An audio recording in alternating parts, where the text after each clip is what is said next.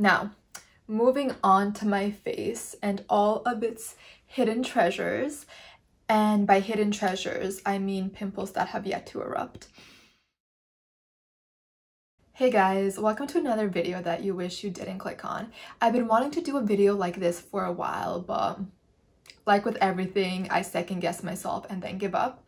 But this week, I saw Demi Lovato post a picture of her stretch marks covered in glitter, and to be honest, it was inspiring.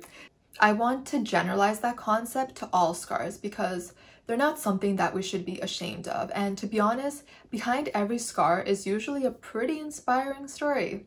Unless you're me. One of the first scars that I got was when I was baking cookies in high school, and the cookie tray fell on my wrist. I'm not very flexible, so I'm not sure if you can see it. I'll insert a picture if it ends up being really bad. And we're gonna start off with that one. The cookie tray just ended up on my arm, and I ended up with a blister that was huge, and it popped when I was on the laptop, and like I didn't even know it popped. All of a sudden I just felt a pool of liquid on my stomach, and I was like thinking like, when did I spill water?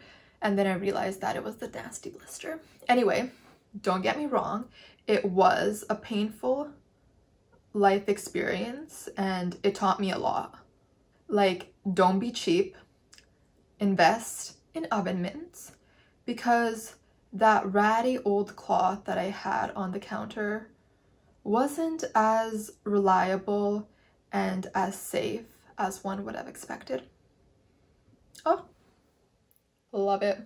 Another scar that was just given to me without me asking for it was the BCG vaccination one. And before you think, wait, like, were you born in the 70s or something? No, even though my neck wrinkles may say otherwise. While most countries have stopped using the BCG vaccine in the 70s, 80s, maybe even 90s, there's other countries that are still going strong.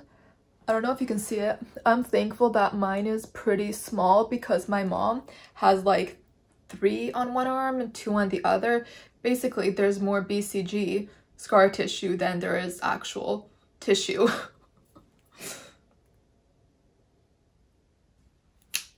Now, moving on to my face and all of its hidden treasures. And by hidden treasures, I mean pimples that have yet to erupt. There's a scar under my eyebrow, which you may think is from a knife fight, you know, that I was involved in. But actually, it's from when I had the chicken pox and I was taking off my sweater and it got caught and ripped off a chunk of my skin. Although my mother did say that I had really strong willpower and patience not to scratch my chicken pox, but I still got scarred and continue to get scarred because I'm wondering, where has that patience gone? And I also have this really weird scar on my nose. You've probably seen it and thought, what is that? I have no clue. My mother says that when I was young, like, you know, something came up like a pimple and it just scarred. Like, I really don't know if I believe her. She has really bad memory when it comes to certain things, so I think she just may be telling me something just to give me an answer. And what's kind of weird about it is that it's still purple. It's still very pigmented like 20 years later. It never faded, never anything. And I spent a lot of my time in like high school, you know, putting concealer on it, wanting to cover it up just because it looks weird, like this random patch of pigmentation on my nose. But today we're just gonna highlight it because why not? Everything looks prettier with some sparkle. And now that I think about it, I think this is my good side because there's not too much scarring going on there. That's, you know, at least until I find a little tiny bump and then just squeeze the shit out of it and make it into a huge, huge thing on my face that nobody can not look at. So for now, I think that's all we have. This video must come to an end because I don't have enough glitter for the rest of my body.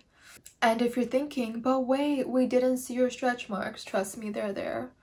And judging by my eating habits and lack of exercise, maybe I should wait until they build up even more, so then I really have something to show you, because that's the path that we're currently heading down. Thank you guys for watching. Like and subscribe if you enjoyed. I hope this video inspired you to realize that our stories are what makes us beautiful.